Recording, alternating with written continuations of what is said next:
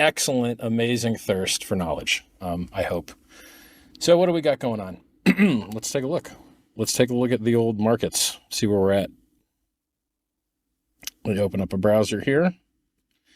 And I think gopulse.com is a pretty cool place to check out stats. All right, today Pulse is at 5% up, PulseX is 5% up, Inc tokens at 6% up, HEX is at 1.5% up. I was looking at the liquidity on these things, and if you go to like app.pulsex.com, you should download the app. You should make sure it's current. You know, occasionally check the site, make sure you're running the newest version. I think it's 1.05. Or if you want to do it the less secure way, but the lazy way, then you could use the hosted IPFS gateway thing. The reason IPFS gateways aren't as secure as native IPFS, which you can run if you install an extension or use Brave. I hate Brave, but they do have native IPFS, so that's nice. The reason that running a gateway is less secure is because the gateway could just change what's on the site whenever they want. So if the gateway gets hacked, they can replace the site with malware, and then you're probably going to get screwed, right? So downloading the software is the best thing. And the second best thing is a hosted local, you have your own IPFS hash, you know that that's the software that you're running, the one you want. And then third best would be an IPFS gateway, or, a hosted community website. And there's a lot of them in the community. I don't know all of them off the top of my head, but a lot of people just made their own hosted front end things. Because, the front end's the front end, right?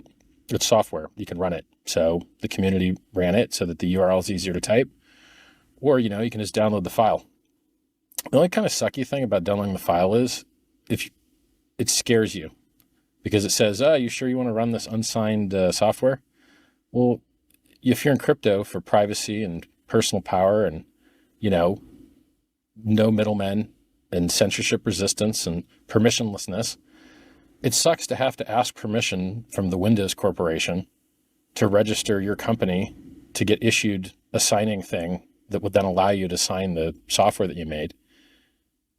So if you don't do all that work, right? If you don't beg Microsoft or beg app stores for a signature, then you're going to get this warning that says, we don't know who made the software. Well, yeah, you don't. So congrats. Anyway, so that's the only downside to downloading the software is if you're new, but you don't know that the software is actually safe. It scares you because you're like, run this unsigned thing. But yeah, unsigned just means the Microsoft company or whatever OS you're running didn't bless it with their magical, signing ceremony key or whatever that you dox yourself for. So I remember back when Pulse and Pulse Chain were worth nothing. Not so very long ago, 226 days ago. Well, 228 days ago because it's day 227 now. 228 days ago, Pulse and PulseX and the incentive token were worth nothing. And people were trading them at zero. And people got them for free. World's largest free airdrop. And, being that it's Christmas and people like to receive gifts, let's take a look and see how much this airdrop's worth. I think it's funny that the market cap of the free coins given away on Pulse Chain to Ethereum token holders and tokens on the Ethereum network are actually millions and millions of dollars of free money. But people still complain. It's amazing. There's a lot of complaining out there. It's like, wow. It's like guys holding Ethereum, right? Like Solana pumped, and then guys holding Ethereum are crying and moaning and just so sad. And you're like, guys, it was $880 like a year ago. It's $2,200 now. Stop crying. It could be, it could be dumping, right? It could be going to zero. Just chill. Stop the crying. But you see, human beings, they're not actually rational. They're jealous. So if you've got a hotter girlfriend than somebody, they're mad at you. If you've got more money than somebody, they're mad at you. If you got bigger muscles than somebody, they're mad at you.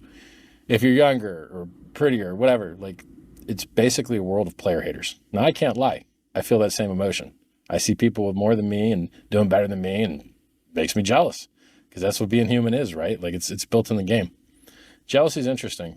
It's it's an effective strategy for conscious creatures, which is why you see it across different species. And it drives you to perform better, but it also drives you to do stuff that sucks, right? Like I think vandalism is in part a part of jealousy. Like if you can't have something good, then everyone else can't either, that kind of crap. So it's not all upside. There's a fair amount of downside of jealousy. And if, I've explained it a few times, the key to wealth is appreciating what you have. If you're always focused on what you don't have, you will always be unhappy. And the more you get, the more unhappy you'll be, right? So let's say you got a Ferrari and a Lamborghini. You're driving the Ferrari. Well, you're not driving a Lamborghini. Well, sad you, right? Then you got 10 cars. I'm not driving my 9 other cars, So if you truly want to be healthy, if you truly want to be happy and healthy and wealthy and all that, you got to be grateful for what you got, because the more you have, the more you don't have. I know it sounds weird. It's kind of like Dunning-Kruger. The smarter you get, the more you realize you don't know. The dumber you are, the less you realize what you don't know. So you think you're smarter. Well, it's the same thing with money, right? The richer you get, the more you realize you don't have or you're not using. And then the worse you feel. I mean, like in general, rich people, not really that happy, usually. Hi, happy with people, happy with friends, not that happy alone. So that's kind of how the tortured genius thing works. Did he just call himself a genius? Yeah, I called the top on the day a couple of years ago. Hi. I called the top at 65K. Price is 43K. What's up? I like how people talk about Michael Saylor. They're like, Michael Saylor's up $1 billion. You're like, hold on a second, you idiots. Let me explain this to you, okay? When you enter a position, you slip the market against yourself. When you enter positions, it's called slippage, right? So if you enter billions of dollars of a position, your actual exit price is a lot lower than what you think it is, because it's going to slide against you on the way out. So a real easy way to tell how the slippage is going to get you is to get in your position, right? However you're entering. I don't know if you're market buying or spreading it over time weighted average pricing, dollar cost averaging, whatever. And then take your position and look at what it would be if you sold it. Right? That makes sense, right? So people are like, oh, Michael Saylor's up so much money. And you're like, yeah. And then how much down would he be if you tried to exit right now? So it's not when you buy billions of dollars of an illiquid thing, you're going to push the price up against yourself, and then you're going to feel rich.